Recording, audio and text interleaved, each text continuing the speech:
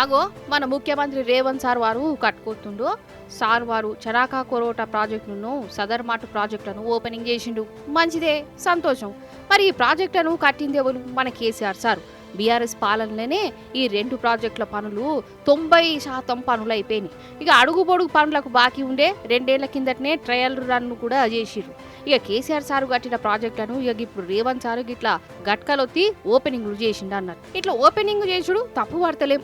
కాకపోతే సారుని నడమ ribbon cutting CM, కత్తెర పట్టుకొని తిరిగే సీఎం అని అంటుడు కదా. అగో సారు ఈ 2 ప్రాజెక్టులను ఓపెనింగ్లు చేస్తా అంటే చాలా మందికి గివే మాటలు మతికి వచ్చినాయటం వల్ల అసలు చేయి పార్టీ అధికారంలోకి వచ్చిన 2 ఏళ్లు దాటింది.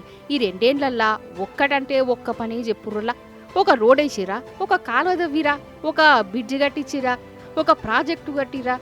ఉన్న వాటికి రిబ్బన్ కటింగ్లు చేసుడు తప్ప ఇదివరకు అయిపోయిన వాటికే రిబ్బన్ కటింగ్లు చేసి అన్ని మేమే చేసినాం, ఇదంతా మా పుణ్యమే అని గొప్పలు కొట్టుకుంటున్నాడు తప్ప చేసింది ఏముంది రేవంత్ సారు. ఇట్లనే అంటుర్రు. ప్రాజెక్టులేనే కాదు, కొలువుల కథ కూడా గంతనే. చేయి పార్టీ అధికారంలోకి వస్తే ఏడాదికి 2 లక్షల నౌకర్లు ఇస్తాం, జాబ్ క్యాలెండర్లు ఇస్తాం, ఇది చేస్తాం అది చేస్తాం అని. ఏమే ఒక 10 నౌకర్లను ఇచ్చిర్రా? కేసీఆర్ సారు సీఎం ఉన్నప్పుడు పెట్టిన పరీక్షలకు రేవంత్ సార్ అపాయింట్మెంట్ లెటర్ ఇచ్చి గివే 2 లక్షల నౌకర్లు, మేమే నౌకర్లు ఇచ్చినామని డప్పు కొట్టుకునే. అంటే మంది పెండ్లికి మంగళారతులు అట్టుడు తప్ప రేవంత్ సారు చెప్పుకునే తాముకు ఒక్క పనన్నా ఉన్నదా అని అడుగుతురు పబ్లిక్.